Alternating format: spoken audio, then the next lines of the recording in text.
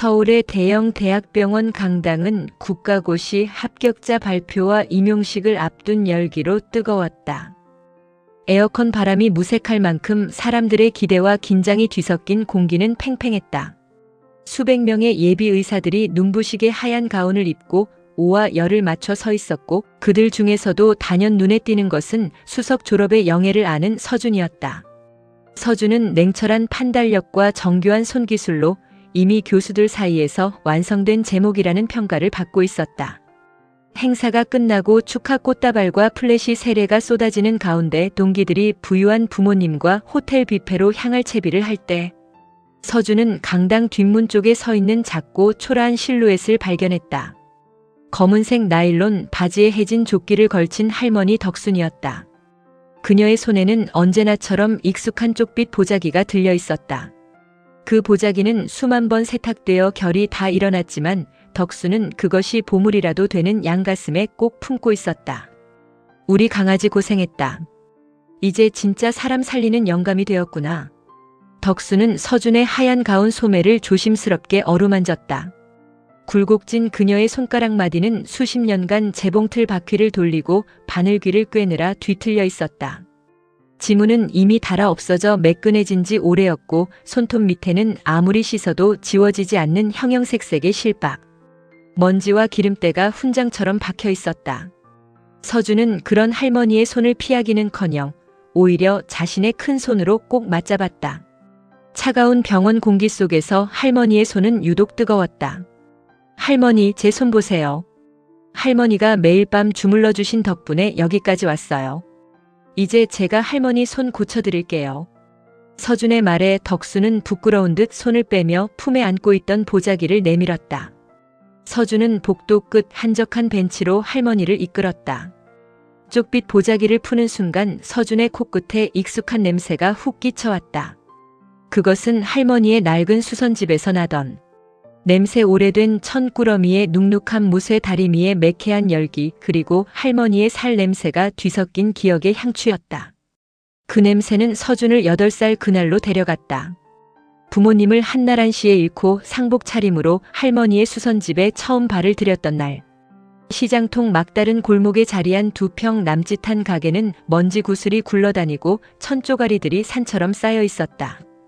어린 서준은 그 좁고 퀴퀴한 곳이 무서워 울음을 터뜨렸다. 그때 덕수는 말없이 쪽빛 보자기를 펴서 서준을 감싸 안았다. 울지 마라 서준아. 할미가 이 바늘로 내 구멍난 마음 다 기워줄게. 그날부터 서준의 세계는 재봉틀 소리로 채워졌다. 할머니는 서준이 공부할 책상을 마련할 공간이 없자 커다란 천 더미를 평평하게 쌓아 그 위에 보자기를 깔아 책상을 만들어 주었다. 서준은 그 폭신한 천 책상에 앉아 영어 단어를 외웠고, 할머니는 그 옆에서 드르륵 드르륵 규칙적인 리듬으로 재봉틀을 돌렸다. 서준이 잠들기 전 할머니는 늘 서준의 손을 가져가 따뜻한 참기름을 한 방울 떨어뜨리고 마사지를 해주었다. 우리 강아지 손은 귀한 손이다. 사람 살릴 손이니 굳은 살박이면 안 된다. 할머니는 자신의 손마디가 뒤틀려가는 줄도 모르고 손자의 손가락 하나하나를 정성껏 펴고 주물렀다. 서준은 그 따스한 감각을 느끼며 잠이 들곤 했다. 보자기 속에서 나온 것은 할머니가 밤잠 설쳐가며 준비한 10켤레의 수제 면장갑이었다. 서준은 장갑 하나를 조심스럽게 꺼내보았다. 할머니는 시장에서 가장 부드러운 순면 천을 구하고 손가락 끝부분에는 현장 일꾼들이 쓰는 튼튼한 양가죽 조각을 덧대어 한 땀 한 땀 누벼놓았다. 의사 선생님들이 수술할 때 고무장갑 끼지 않냐. 그게 손에 착 붙어야지 헛돌면 안 된다고 들었다.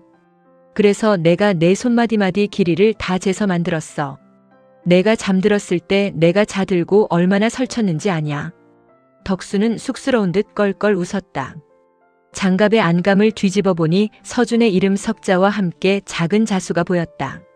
사람 살릴 귀한 손 상처나지 않게. 서준은 장갑에 손을 집어넣었다. 놀라울 정도였다. 서준의 손가락 마디가 굽어지는 지점, 손바닥이 접히는 주름까지 할머니의 바느질이 정확하게 따라오고 있었다. 기계로 찍어낸 공산품에서는 절대 느낄 수 없는 오직 한 사람만을 위한 완벽한 맞춤이었다. 그 아래에는 묵직한 꾸러미가 하나 더 있었다. 할머니가 수선집 바닥에 떨어진 자투리 천들을 모아 만든 봉합 연습용 패드였다. 청바지 천 부드러운 실크, 두툼한 코듀로이, 그리고 질긴 인조 가죽까지. 할머니는 각기 다른 질감의 천들을 겹겹이 누벼서 피부와 근육, 지방층의 두께를 재현해 놓았다. 내가 의대 다니면서 그랬잖냐. 사람마다 살성이 다 달라서 바늘 들어가는 느낌이 다르다고. 그래서 할미가 시장통 온갖 옷감 다 모아서 꿰매기 연습하게 만들어봤다. 저기 가죽 부분은 심장 혈관이라고 생각하고 해봐라. 내가 아주 가느다란 실로 미리 길을 내놨어. 서준은 연습용 패드 가장자리에 놓인 할머니의 바느질 자국을 보았다. 그것은 단순한 바느질이 아니었다. 수천 수만 번의 반복이 만들어낸 경지. 매듭 하나 밖으로 튀어나오지 않은 그 매끄러운 마무리는 흉부외과 교수가 보여주던 시험보다 더 정교했다. 서준은 할머니의 굽은 등을 보며 깨달았다. 자신의 수석 졸업은 독서실의 고독한 시간만이 만든 결과가 아니었다. 시장통 구석 전구 하나의 의지에 밤새도록 바늘귀를 꿰던 할머니의 눈. 침침한 정성이 서준의 손끝에 고스란히 이식된 것이었다. 할머니는 자신의 지문을 지워가며 손자의 미래를 설계하고 있었다. 할머니, 이거 세상에서 제일 비싼 장비보다 저한테 더 소중해요. 수술실 들어가기 전에 항상 이거 끼고 할머니 생각할게요. 할머니가 제 인생을 예쁘게 키워주셨으니까 저도 이제 환자들 인생을 그렇게 키워낼게요. 서준은 쪽빛 보자기를 가슴에 꼭 안았다. 퀴퀴한 수선집 냄새가 이제는 그 어떤 향수보다 향기롭게 느껴졌다. 할머니 덕수는 손자의 하얀 가운을 보며 주름진 눈가에 이슬을 매달았다. 강당 밖으로 비치는 노을이 두 사람을 비추었다. 40년 바느질 인생이 빚어낸 가장 아름다운 완성품인 서준이 이제 할머니의 쪽빛 보자기에서 벗어나 더 넓은 세상을 치유하기 위한 첫걸음을 내딛고 있었다. 서준이 기억하는 유년의 밤은 항상 드르륵, 드르륵 하는 일정한 기계음으로 시작되었다. 시장통 수선집의 단칸방은 낮에는 손님들의 옷가지가 산처럼 쌓이는 작업장이었고 밤에는 할머니와 서준이 발을 맞대고 눕는 유일한 안식처였다. 8살 부모를 잃은 충격으로 밤마다 헛것을 보며 가위에 눌리던 서준을 달래준 것은 할머니의 자장가가 아니라 바로 그 낡은 신거 재봉틀이 내는 규칙적인 울림이었다. 서준아, 무서워 마라. 이 재봉틀 소리는 심장이 뛰는 소리랑 똑같단다. 살아있는 것들은 다 이렇게 제각각의 박자로 노래를 부르는 법이야. 할머니 덕수는 서준이 잠들 때까지 불을 끄지 않았다. 노란 전구 아래서 할머니의 그림자는 벽면에 커다랗게 드리워졌고 재봉틀 바늘이 위아래로 춤을 출 때마다 서준의 공포도 조금씩 잘려나갔다. 할머니는 무릎이 좋지 않아 수동 페달을 밟을 때마다 끼익 소리가 섞였지만 바늘이 옷감을 파고드는 리듬만큼은 단 한 번도 흐트러진 적이 없었다. 서준은 가끔 잠이 오지 않는 밤이면 할머니의 등에 머리를 기대고 앉아 그 움직임을 관찰하곤 했다. 할머니의 손은 마법사 같았다. 엉망으로 찢어진 청바지 가랑이도 단추가 떨어져 나간 교복상의도 할머니의 손끝을 거치면 언제 그랬냐는 듯 매끄러운 새 생명을 얻었다. 할머니는 옷감을 밀어넣으며 입술을 달싹였다. 마치 옷감과 대화를 나누는 것 같았다. 이건 실이 너무 가늘어서 조심해야겠네. 이건 살성이 거칠어서 바늘을 좀 굵은 걸 써야겠어. 어린 서준에게 할머니의 그 말들은 먼 훗날 의학 용어보다 더 깊게 각인되었다. 살성. 할머니는 옷감을 단순히 천조각으로 보지 않았다. 그것이 견뎌온 세월, 주인의 체형에 따라 늘어난 방향, 그리고 낡아진 정도를 손끝으로 먼저 읽어냈다. 한 번은 서준이 물었다. 할머니, 왜 어떤 건 빨리 박고 어떤 건 천천히 박아요? 덕수는 재봉틀 페달을 멈추고 서준의 작은 손을 가져가 재봉틀 바늘 근처에 대보게 했다. 물론 위험하지 않게 노루발을 내린 상태였다. 서준아, 얇은 비단은 급하게 박으면 울어버린단다. 마음이 급하면 천이 상해. 반대로 두꺼운 가죽은 힘있게 한 번에 밀어붙여야 바늘이 안 부러지지. 사람을 대하는 것도 공부를 하는 것도 다 이 재봉틀 박자랑 똑같은 거란다. 상대의 숨소리에 내 손끝을 맞춰야 해. 그 가르침은 서준이 의대 본과 실습을 나갔을 때 비로소 빛을 발했다. 다른 동기들이 메스를 잡고 당황할 때 서준은 환자의 피부 조직을 보며 할머니의 살성이라는 단어를 떠올렸다. 노인의 마른 피부는 오래된 모직 코트처럼 조심스럽게 다뤄야 했고 젊은이의 탄력 있는 근육은 질긴 캠퍼스 천처럼 단단한 힘이 필요했다. 특히 흉부외과 실습 중 처음으로 심장 박동을 목격했을 때 서준은 전율했다. 모니터 위에서 뛰는 심장의 리듬은 할머니의 낡은 재봉틀 페달 소리와 소름 끼칠 정도로 닮아 있었다. 쿵, 쾅, 쿵, 쾅. 그것은 생명이 내는 가장 정직한 재봉틀 소리였다. 서준은 그 리듬에 맞춰 자신의 호흡을 가다듬는 법을 본능적으로 익혔다. 레지던트 1년차 긴박한 응급수술 상황이 터졌을 때였다. 교통사고로 가슴을 크게 다친 환자의 심장 근육이 찢어져 피가 솟구치고 있었다. 베테랑 교수조차 당황해 지열 집게를 찾는 사이 서준의 귀에는 환각처럼 할머니의 목소리가 들려왔다. 서준아, 당황하지 마라. 천이 찢어지면 결을 먼저 보고 가장 튼튼한 곳부터 바늘을 꽂는 거야. 서준은 자신도 모르게 소리쳤다. 교수님, 3번 비흡수성 봉합사 주세요. 여기 조직이 약해서 펠트를 덧대야 합니다. 그것은 할머니가 낡은 셔츠의 겨드랑이가 터졌을 때 천을 덧대어 보강하던 바로 그 방식이었다. 수술은 성공적이었고 서준은 그날 이후 병원에서 박자 조절의 귀재라는 별명을 얻었다. 수술을 마치고 돌아온 당직실, 서준은 쪽빛 보자기 속에 든 연습용 패드를 꺼냈다. 할머니가 자투리 천들을 겹겹이 누벼 만든 그 패드 위에는 수십 년의 노하우가 집약되어 있었다. 서준은 할머니의 바느질 선을 손가락으로 더듬으며 생각했다. 할머니는 이 좁은 수선집에서 단순히 옷을 고친 것이 아니었다. 부모를 잃고 마음의 결이 갈갈이 찢겨나갔던 서준이라는 아이의 영혼을 재봉틀 소리라는 자장가로 한 땀 한 땀 정성껏 이어붙이고 있었던 것이다. 할머니의 재봉틀 소리는 서준에게 세상은 무서운 곳이 아니라 정성을 다하면 다시 고쳐 쓸 수 있는 따뜻한 곳이라는 믿음의 주파수였다.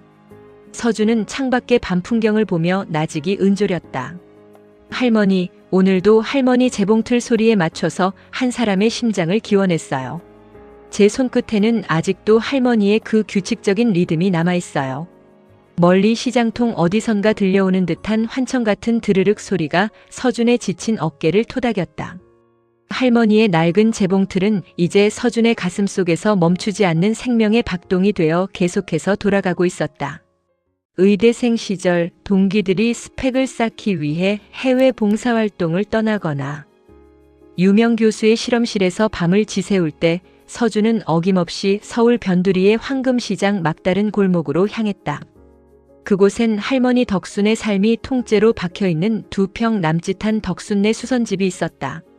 낡은 슬레이트 지붕 위로 여름 햇살이 쏟아지면 수선집 내부는 무거운 무쇠, 다리미가 뿜어내는 수증기와 오래된 옷감에서 풀풀 날리는 먼지로 숨이 막힐 듯 더웠다. 서준은 그곳에서 하얀 가운 대신 기름때 묻은 앞치마를 두르고 할머니의 조수를 자처했다.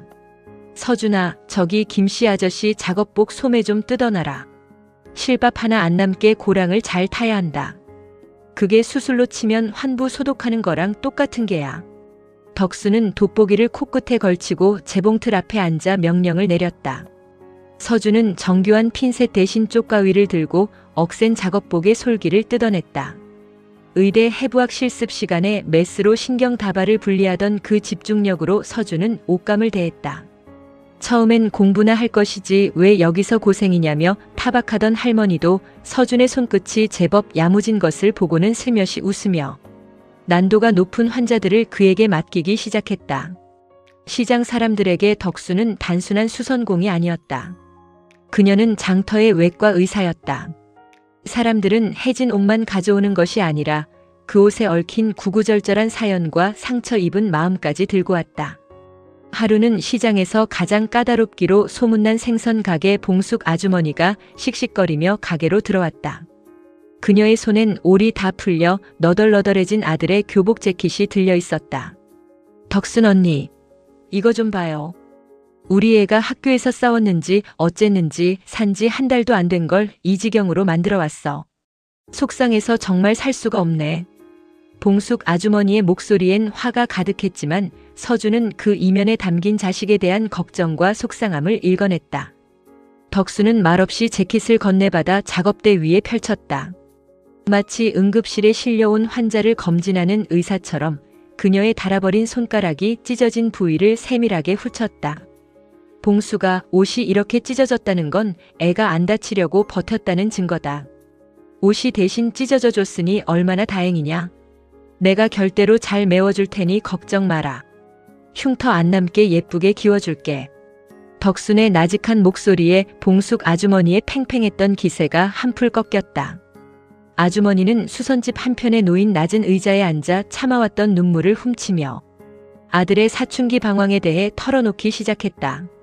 덕수는 재봉틀을 돌리면서도 추임새를 넣으며 그녀의 이야기를 다 들어주었다. 서준은 그 광경을 지켜보며 커다란 깨달음을 얻었다. 아, 할머니는 지금 옷을 고치는 게 아니라 저 아주머니의 마음을 수술하고 계시는구나. 병원 차트에는 적히지 않는 환자의 그 이면의 슬픔과 두려움을 어루만지는 것이 진정한 치유의 시작임을 서준은 시장통 바닥에서 배웠다. 덕수는 서준에게 바느질 기술보다 더 중요한 공감의 기술을 전수했다. 서준아, 의사는 병만 보는 게 아니라 사람을 봐야 한다. 이 옷이 왜 찢어졌는지, 이 사람이 왜 이 옷을 버리지 못하고 여기까지 들고 왔는지 모르면 아무리 바느질을 잘해도 소용없어. 환자의 가슴을 열기 전에 그 사람의 눈물을 먼저 닦아줄 줄 아는 의사가 돼야 한다. 서준은 할머니 옆에서 자투리 천의 봉합 연습을 하며 그 말을 가슴 깊이 새겼다. 할머니는 서준이 연습하는 모습을 지켜보다가 가끔 매듭이 너무 꽉 조여지면 따끔하게 지적했다.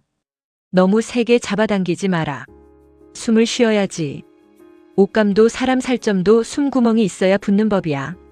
정성이라는 건 꽉 쥐는 게 아니라 부드럽게 감싸는 거다. 그해 여름 서준은 수선집에서 보낸 시간을 임상심리 실습이라 명명했다. 그는 시장 상인들의 해진 소매를 기워주며 그들의 고단한 삶의 이야기를 들었다. 등록금을 벌기 위해 나무를 파는 할머니의 낡은 보따리 안감을 튼튼한 천으로 덧대어주고 배달 오토바이를 타다 넘어져 찢어진 청년의 점퍼를 티 안 나게 메워주었다. 사람들은 서준이 고쳐준 옷을 입어보며 어머, 의사 선생님이 기워줘서 그런지 힘이 불끈 나네. 라며 환하게 웃었다. 서준은 그때 느꼈다. 하얀 가운을 입고 권위 있는 목소리로 처방전을 내리는 것보다 땀 냄새. 나는 시장통에서 할머니와 나란히 앉아 타인의 상처를 깁는 이 순간이 자신을 진정한 의사로 만들고 있다는 것을. 방학이 끝나고 학교로 돌아가던 날 덕수는 서준의 손에 다시 한번 쪽빛 보자기를 쥐어주었다. 그 안엔 시장 상인들이 서준에게 고맙다며 챙겨준 옥수수 몇 알과 검은 비닐봉지에 든 밑반찬들이 들어있었다. 그리고 할머니의 짧은 편지가 끼워져 있었다.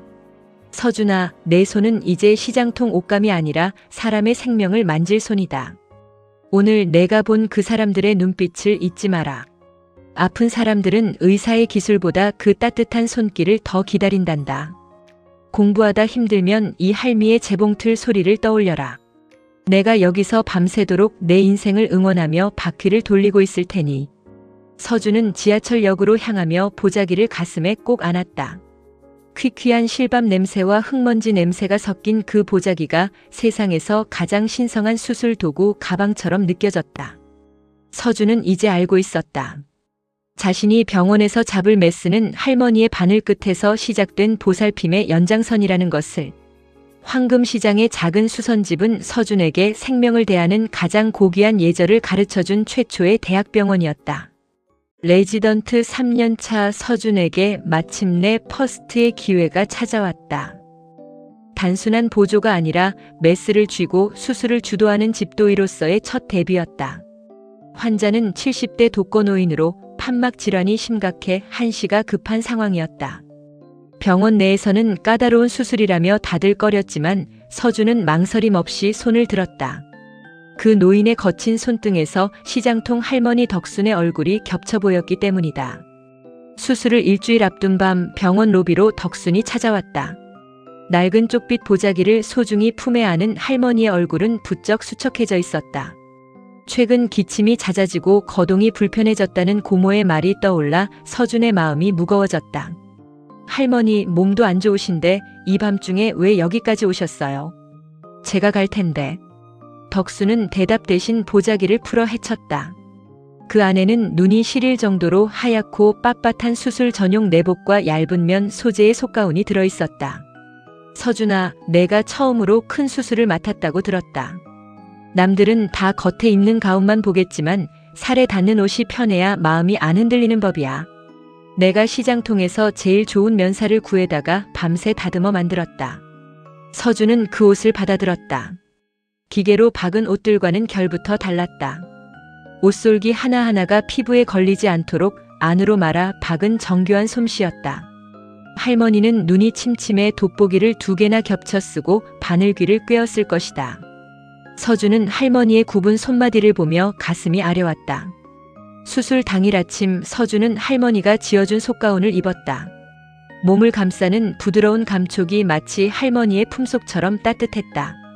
그런데 옷을 갈아입던 중 가슴팍 안쪽에서 까칠한 무언가가 느껴졌다. 옷을 뒤집어 본 서준은 숨이 멎는 듯 했다. 심장이 위치하는 왼쪽 가슴 안감에 아주 작은 자수가 놓여 있었다. 붉은색 실로 촘촘하게 새겨진 글귀는 할머니가 평생 서준에게 해준 말이었다. 떨지 마라, 내 손엔 내가 있다. 그것은 단순한 글자가 아니었다. 할머니가 수십 년간 재봉틀을 돌리며 쌓아온 기다림의 철학이 응축된 부적이었다. 서준은 그 자수 위를 손가락으로 가만히 쓸어보았다. 오돌토돌한 실 매듭의 감촉이 손끝을 타고 뇌리로 전해졌다. 할머니는 혹시라도 서준이 수술실의 차가운 정적 속에서 외로워할까봐 자신의 온기를 실에 담아 심장 가장 가까운 곳에 심어놓은 것이었다. 수술실에 들어선 서준의 눈앞에는 거대한 무영등이 켜졌다. 기계들의 규칙적인 비프음이 들려왔고 환자의 가슴 위로 메스가 날카로운 빛을 냈다. 첫 집도라는 압박감에 손끝이 미세하게 떨려왔다. 혈관은 생각보다 훨씬 가늘고 유착이 심했다. 식은 땀이 서준의 이마를 타고 흘러내렸다. 그때였다. 서준의 가슴에 닿은 할머니의 자수가 묵직한 존재감을 드러냈다. 서준이 숨을 크게 들이마실 때마다 자수의 매듭이 심장 박동과 맞물려 기분 좋은 자극을 주었다. 마치 할머니가 곁에서 천천히 해라 결을 보렴하고 속삭이는 것 같았다. 서준은 눈을 감고 호흡을 가다듬었다. 그리고 다시 눈을 떴을 때 환자의 심장 근육은 더 이상 무서운 해부학적 구조물이 아니었다. 그것은 할머니가 시장통에서 기워내던 오래된 옷감과 같았다. 달코해졌지만 정성스럽게 한 땀씩 이어붙이면 다시 누군가의 체온을 지켜줄 수 있는 고귀한 생명의 옷감. 3-0 프롤린 주세요. 결대로 가겠습니다. 서준의 목소리에는 떨림이 사라졌다. 그의 손놀림은 물 흐르듯 유연했다. 바늘이 심장 판막을 통과할 때마다 서준은 할머니의 재봉틀 박자를 떠올렸다. 드르륵 드르륵. 일정한 속도와 정확한 깊이. 서준의 바느질 봉합은 예술에 가까웠다. 참관하던 교수들조차 숨을 죽이고 그 완벽한 운용을 지켜보았다. 수술은 대성공이었다. 멈췄던 심장이 다시 자가 박동을 시작했을 때 서준은 가슴 안쪽의 자수를 다시 한번 손으로 지그시 눌렀다. 할머니의 굽은 손마디가 자신의 손가락을 빌려 기적을 행한 것만 같았다. 수술실을 나온 서준은 땀에 젖은 수술복을 벗으며 안감의 자수를 한참 동안 바라보았다. 할머니는 이 작은 글자를 새기기 위해 얼마나 많은 밤을 지새우며 돋보기를 고쳐 썼을까. 이 실 한 올 한 올에는 손자가 훌륭한 의사가 되길 바라는 기도가 아니라 그저 실수하지 않고 무사히 집으로 돌아오길 바라는 할머니의 원초적인 사랑이 박혀 있었다. 서준은 그 수술복을 세탁소에 맡기지 않고 손수 빨았다. 대야에 물을 받아 조심스럽게 비벼 빨며 그는 할머니가 시장통에서 옷을 빨던 그 마음을 이해하게 되었다. 옷을 빠는 것은 때를 지우는 것이 아니라 그 옷을 입을 사람의 안녕을 비는 의식이었다는 것을. 그날 밤 서준은 수선집으로 전화를 걸었다. 수화기 너머로 들려오는 할머니의 거친 숨소리와 여전한 재봉틀 소리. 할머니, 수술 잘 끝났어요. 할머니가 주신 옷 덕분이에요. 그래, 고생했다. 내 자수가 너무 까칠해서 아프지는 않았더냐? 그거 새기느라 바늘에 손가락을 좀 찔렸더니 실이 좀 삐져나왔을 텐데. 서준은 목이 메어 대답할 수 없었다. 할머니의 손가락 피가 묻었을지도 모를. 그 붉은 자수는 서준의 의사 가운보다 훨씬 더 하얗고 고결한 생명의 징표였다. 서준은 이제 깨달았다. 자신의 실력은 의학 교과서에서 나온 것이 아니라 할머니의 해진 손가락 끝에서 피어난 인고의 시간에서 비롯되었다는 것을. 황금시장의 작은 수선집에서 밤새 돌던 그 재봉틀은 이제 대학병원의 수술실에서 한 사람의 생명을 다시 잇는 거대한 운명의 수레바퀴가 되어 돌아가고 있었다. 수술실의 공기가 급격히 얼어붙었다. 70대 환자의 가슴을 열고 들어갔을 때 서준의 눈앞에 펼쳐진 광경은 최악이었다. 노화와 오랜 지병으로 인해 심장 주변의 주혈관들이 거미줄처럼 뒤엉켜 있었고 혈관벽은 마치 젖은 종이장처럼 너덜너덜하게 사가 있었다. 일반적인 봉합사로 바늘을 꽂는 순간 혈관이 힘없이 터져나갔다. 출혈이 안 잡힙니다. 석션 더 강하게. 혈압 떨어집니다. 마취과 의사의 다급한 외침이 들려왔고 어시스턴트들의 손놀림이 빨라졌다. 서준의 이마에는 굵은 땀방울이 맺혔다. 현대의학의 교과서적인 봉합법으로는 이 사가버린 혈관을 지탱할 힘이 없었다. 바늘을 넣으면 넣을수록 상처 부위는 더 크게 벌어졌다. 지켜보던 지도교수조차 안경을 고쳤으며 나직이 탄식했다. 서준아, 이건 무리다. 조직이 너무 약해. 이대로는 지혈이 불가능해. 서준의 시야가 하얗게 흐려졌다. 수만 번 연습했던 봉합술이 무용지물이 되는 순간 의사로서의 무력감이 그를 덮쳤다. 그때였다. 서준의 가슴팍 안쪽 할머니가 새겨준 붉은 자수가 심장 박동에 맞춰 까칠하게 살을 건드렸다. 떨지 마라, 내 손엔 내가 있다. 순간 서준의 뇌리에 15년 전 어느 겨울날의 풍경이 스쳤다. 시장통 수선집, 할머니는 누군가 버리고 간 낡고 삭은 가죽 장화를 수선하고 있었다. 가죽이 너무 낡아 바늘만 대면 툭툭 끊어지던 상황. 어린 서준은 할머니, 이건 그냥 버려야겠어요 라고 말했지만 할머니는 고개를 저으며 독특한 바느질을 시작했다. 서준아, 가죽이 약할 때는 구멍을 바로 뚫으면 안 돼. 옆에 튼튼한 살을 빌려와서 힘을 나눠 가져야지. 이럴 땐 팔자팔 매듭으로 서로를 껴안게 만드는 게 최고란다. 할머니는 두 가닥의 실을 꼬아 숫자, 팔 모양으로 교차하며 삭은 가죽들을 서로 얽어맸다. 실 하나에 의지하는 게 아니라 실들이 서로를 누르고 당기며 하중을 분산시키는 마법 같은 기술이었다. 서준의 눈이 번쩍 뜨였다. 그는 떨리는 손으로 소리쳤다. E-형 나일론 2줄 주세요. 그리고 테플론 펠트 작게 잘라서 가져오세요. 교수는 의아한 표정으로 쳐다봤지만 서준은 멈추지 않았다. 그는 할머니가 가죽 장화를 깁던 그 손놀림을 복기했다. 혈관의 찢어진 부위를 직접 꿰매는 대신 주변에 상대적으로 튼튼한 조직들을 팔자 모양으로 교차하며 그물망을 짜기 시작했다. 실과 실이 서로의 매듭을 누르게 하여 삭은 혈관벽에 가해지는 압력을 최소화하는 방식이었다. 손가락 끝의 감각이 예민해졌다. 이것은 의대에서 배운 기계적인가 아니었다. 낡은 옷감의 결을 살피고 그 결이 상하지 않게 달래며 이어붙이던 할머니의 보살핌의 손길이었다. 서준은 한 땀 한 땀 마치 할머니가 재봉틀 바퀴를 천천히 돌리듯 리드미컬하게 매듭을 지어나갔다. 지혈됩니다. 혈류가 안정되고 있어요. 석션통으로 쏟아지던 붉은 피가 거짓말처럼 잦아들었다. 서준이 만든 촘촘한 팔자 그물이 사가버린 혈관을 단단하게 감싸 안고 있었다. 30분 뒤 환자의 심장은 다시 규칙적인 박동을 회복했다. 수술실 스태프들 사이에서 안도의 한숨이 터져나왔다. 수술을 마치고 나온 서준은 그대로 복도 벽에 기대어 주저앉았다. 손이 미세하게 떨려왔다. 지도교수가 다가와 서준의 어깨를 툭 쳤다. 강서준, 방금 그 매듭. 어디서 배운 건가? 논문에서도 본 적 없는 방식인데 굉장히 효율적이었어. 조직 손상을 최소화하면서 지지력은 극대화하더군. 서준은 땀에 젖은 얼굴로 희미하게 웃으며 대답했다. 세계 최고의 수술 장인에게 배웠습니다. 시장통 작은 수선집에요. 그날 밤 서준은 병원 옥상으로 올라가 차가운 밤바람을 맞았다. 손을 들어 자신의 손가락을 가만히 내려다보았다.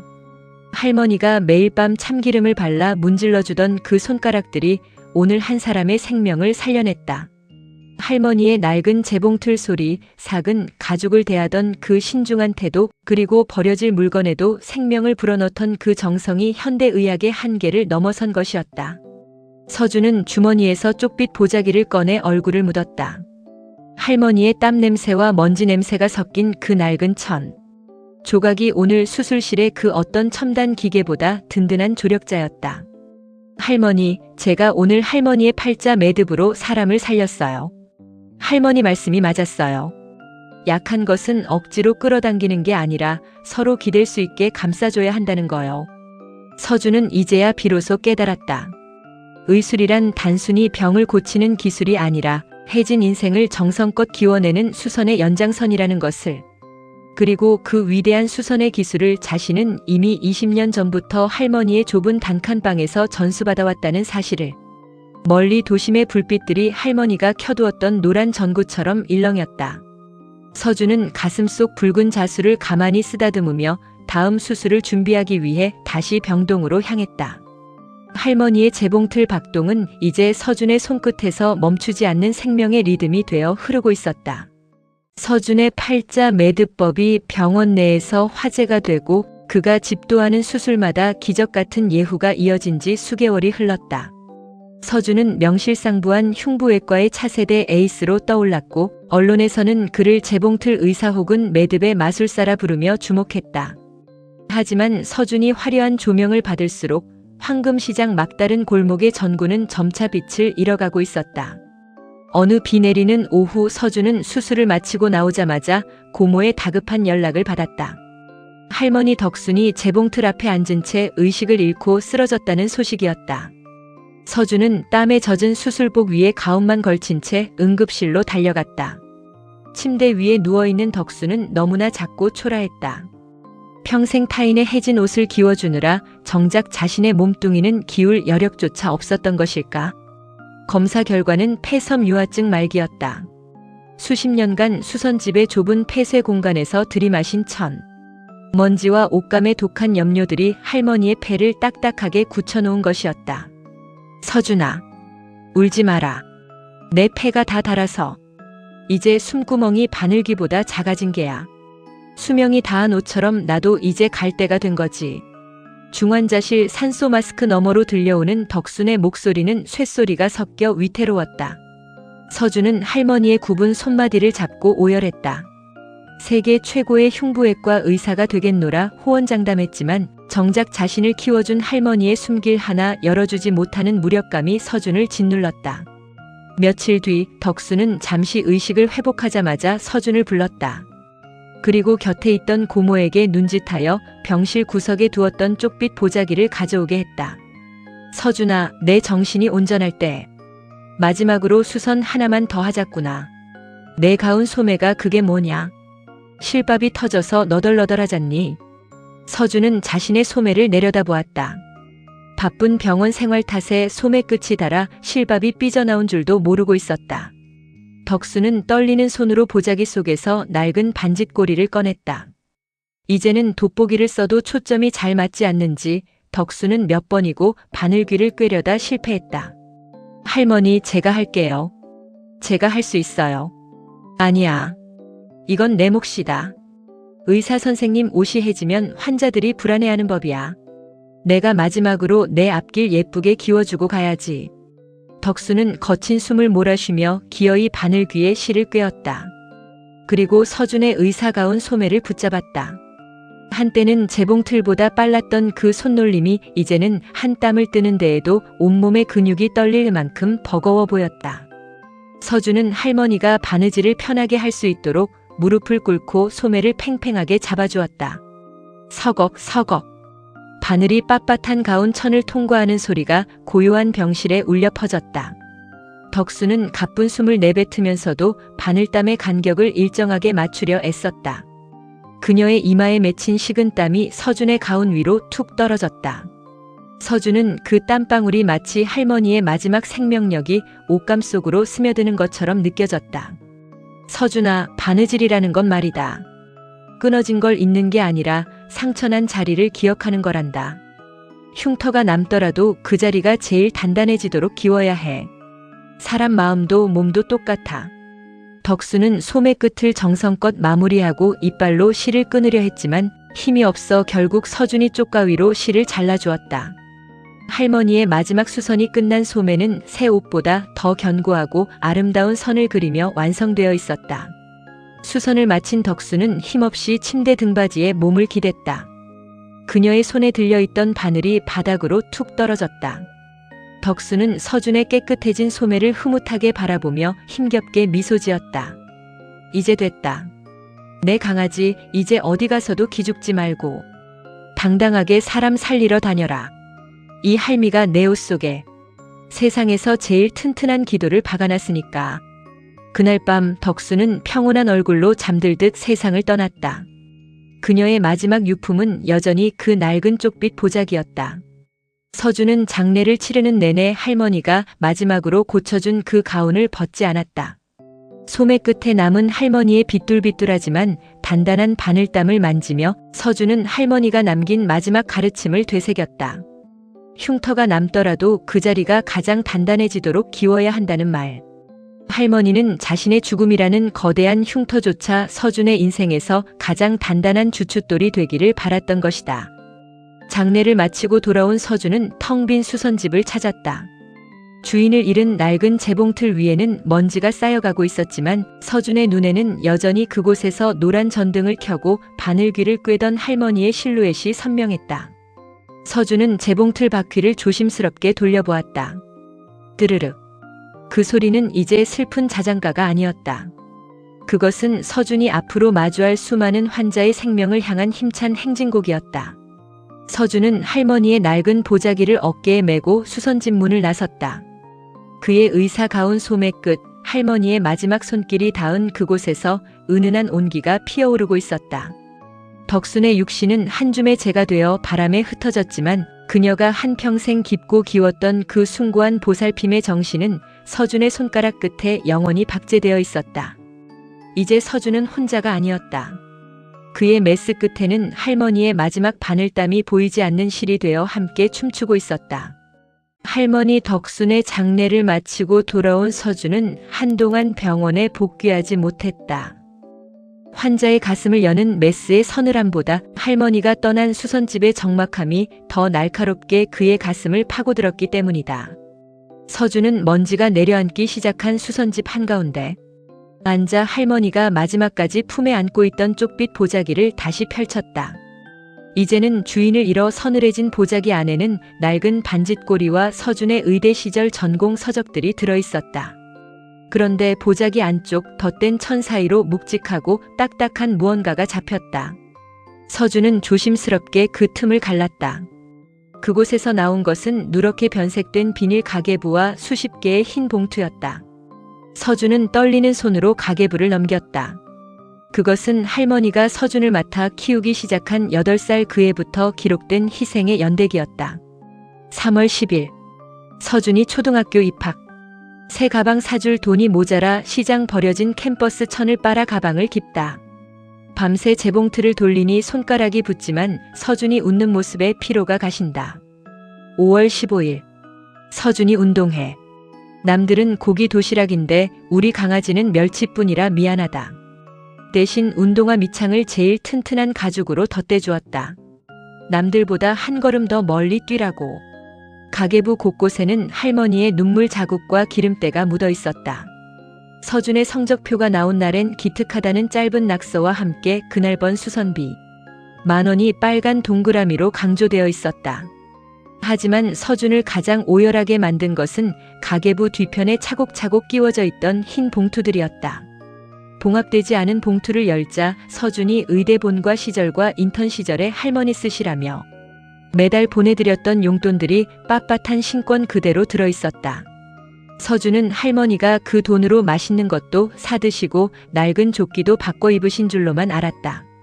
하지만 봉투 위에는 할머니의 비뚤비뚤한 글씨로 날짜와 금액이 적혀 있었고 단 10,000원 한 장도 쓰이지 않은 채 고스란히 남겨져 있었다. 우리 서준이가 처음으로 벌어다 준 돈. 아까워서 어떻게 쓰나.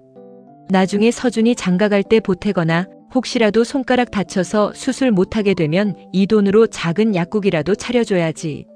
할머니는 자신의 폐가 굳어가는 줄도 모르고 손자가 준 사랑마저 다시 손자의 미래를 위한 보험으로 기워두었던 것이다.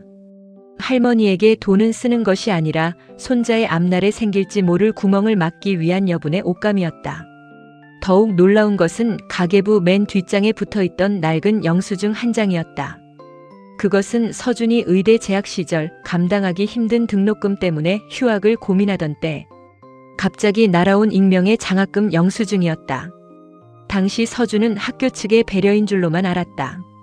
하지만 영수증에 찍힌 기부자의 이름은 할머니가 다니던 시장통 성당의 신부님 성함이었고 실제 입금주는 덕순네 수선집이었다.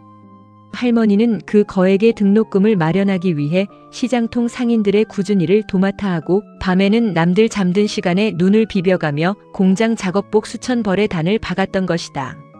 서준은 그때 할머니의 눈이 왜 유독 침침해졌는지, 왜 할머니의 어깨가 눈에 띄게 굽어버렸는지 이제야 깨달았다. 서준의 하얀 의사가운은 할머니의 달아 없어진 지문과 맞바꾼 결정체였다. 할머니, 바보같이. 왜 그랬어요? 좀 쓰시지. 본인을 위해서 좀 쓰시지. 서준은 쪽빛 보자기를 얼굴에 묻고 짐승처럼 울부짖었다. 보자기에선 여전히 할머니의 땀 냄새와 낡은 옷감의 먼지 냄새가 났다. 할머니는 이 좁은 수선집에서 단순히 옷을 고친 것이 아니었다. 부모 없는 손자의 삶에 가난이라는 구멍이 숭숭 뚫리지 않도록 자신의 생명줄을 뽑아 그 구멍들을 메우고 있었던 것이다. 서준은 봉투 속에 든 돈을 다시 보자기에 쌌다. 이 돈은 이제 단순한 화폐가 아니었다. 할머니의 헌신이자 세상을 향한 할머니의 기도였다. 서준은 결심했다.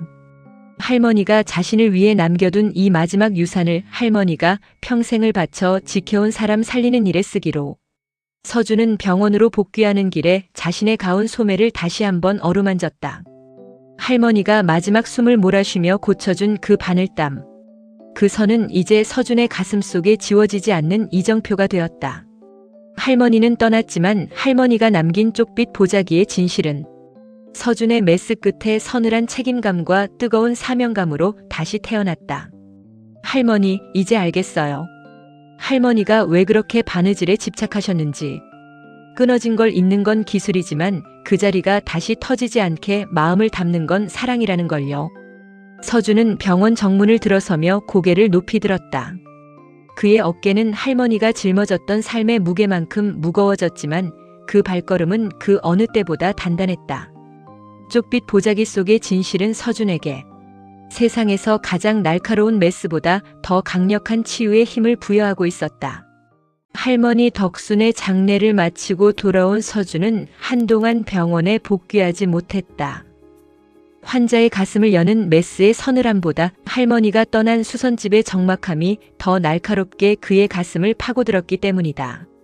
서준은 먼지가 내려앉기 시작한 수선집 한가운데 앉아 할머니가 마지막까지 품에 안고 있던 쪽빛 보자기를 다시 펼쳤다. 이제는 주인을 잃어 서늘해진 보자기 안에는 낡은 반짓고리와 서준의 의대 시절 전공 서적들이 들어있었다. 그런데 보자기 안쪽 덧댄 천 사이로 묵직하고 딱딱한 무언가가 잡혔다. 서준은 조심스럽게 그 틈을 갈랐다. 그곳에서 나온 것은 누렇게 변색된 비닐 가계부와 수십 개의 흰 봉투였다. 서준은 떨리는 손으로 가계부를 넘겼다. 그것은 할머니가 서준을 맡아 키우기 시작한 8살 그 해부터 기록된 희생의 연대기였다. 3월 10일 서준이 초등학교 입학. 새 가방 사줄 돈이 모자라 시장 버려진 캠퍼스 천을 빨아 가방을 깁다. 밤새 재봉틀을 돌리니 손가락이 붓지만 서준이 웃는 모습에 피로가 가신다. 5월 15일 서준이 운동회. 남들은 고기 도시락인데 우리 강아지는 멸치뿐이라 미안하다. 대신 운동화 밑창을 제일 튼튼한 가죽으로 덧대주었다. 남들보다 한 걸음 더 멀리 뛰라고. 가계부 곳곳에는 할머니의 눈물 자국과 기름때가 묻어 있었다. 서준의 성적표가 나온 날엔 기특하다는 짧은 낙서와 함께 그날 번 수선비 10,000원이 빨간 동그라미로 강조되어 있었다. 하지만 서준을 가장 오열하게 만든 것은 가계부 뒤편에 차곡차곡 끼워져 있던 흰 봉투들이었다. 봉합되지 않은 봉투를 열자 서준이 의대 본과 시절과 인턴 시절에 할머니 쓰시라며 매달 보내드렸던 용돈들이 빳빳한 신권 그대로 들어있었다. 서준은 할머니가 그 돈으로 맛있는 것도 사드시고 낡은 조끼도 바꿔 입으신 줄로만 알았다. 하지만 봉투 위에는 할머니의 비뚤비뚤한 글씨로 날짜와 금액이 적혀 있었고 단 10,000원 한 장도 쓰이지 않은 채 고스란히 남겨져 있었다. 우리 서준이가 처음으로 벌어다 준 돈. 아까워서 어떻게 쓰나. 나중에 서준이 장가갈 때 보태거나 혹시라도 손가락 다쳐서 수술 못하게 되면 이 돈으로 작은 약국이라도 차려줘야지. 할머니는 자신의 폐가 굳어가는 줄도 모르고 손자가 준 사랑마저 다시 손자의 미래를 위한 보험으로 기워두었던 것이다. 할머니에게 돈은 쓰는 것이 아니라 손자의 앞날에 생길지 모를 구멍을 막기 위한 여분의 옷감이었다. 더욱 놀라운 것은 가계부 맨 뒷장에 붙어있던 낡은 영수증 한 장이었다. 그것은 서준이 의대 재학 시절 감당하기 힘든 등록금 때문에 휴학을 고민하던 때 갑자기 날아온 익명의 장학금 영수증이었다. 당시 서준은 학교 측의 배려인 줄로만 알았다. 하지만 영수증에 찍힌 기부자의 이름은 할머니가 다니던 시장통 성당의 신부님 성함이었고 실제 입금주는 덕순네 수선집이었다. 할머니는 그 거액의 등록금을 마련하기 위해 시장통 상인들의 꾸준 일을 도맡아 하고 밤에는 남들 잠든 시간에 눈을 비벼가며 공장 작업복 수천 벌의 단을 박았던 것이다.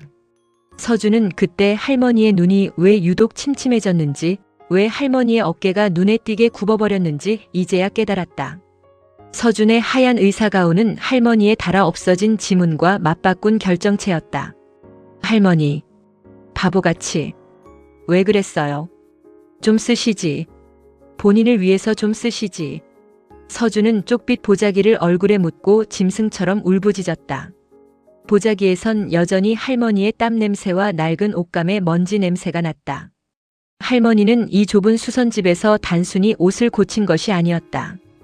부모 없는 손자의 삶에 가난이라는 구멍이 숭숭 뚫리지 않도록 자신의 생명줄을 뽑아 그 구멍들을 메우고 있었던 것이다. 서준은 봉투 속에 든 돈을 다시 보자기에 쌌다. 이 돈은 이제 단순한 화폐가 아니었다. 할머니의 헌신이자 세상을 향한 할머니의 기도였다. 서준은 결심했다. 할머니가 자신을 위해 남겨둔 이 마지막 유산을 할머니가 평생을 바쳐 지켜온 사람 살리는 일에 쓰기로. 서준은 병원으로 복귀하는 길에 자신의 가운 소매를 다시 한번 어루만졌다. 할머니가 마지막 숨을 몰아쉬며 고쳐준 그 바늘땀. 그 선은 이제 서준의 가슴속에 지워지지 않는 이정표가 되었다. 할머니는 떠났지만 할머니가 남긴 쪽빛 보자기의 진실은 서준의 메스 끝에 서늘한 책임감과 뜨거운 사명감으로 다시 태어났다. 할머니, 이제 알겠어요. 할머니가 왜 그렇게 바느질에 집착하셨는지. 끊어진 걸 잇는 건 기술이지만 그 자리가 다시 터지지 않게 마음을 담는 건 사랑이라는 걸요. 서준은 병원 정문을 들어서며 고개를 높이 들었다. 그의 어깨는 할머니가 짊어졌던 삶의 무게만큼 무거워졌지만 그 발걸음은 그 어느 때보다 단단했다.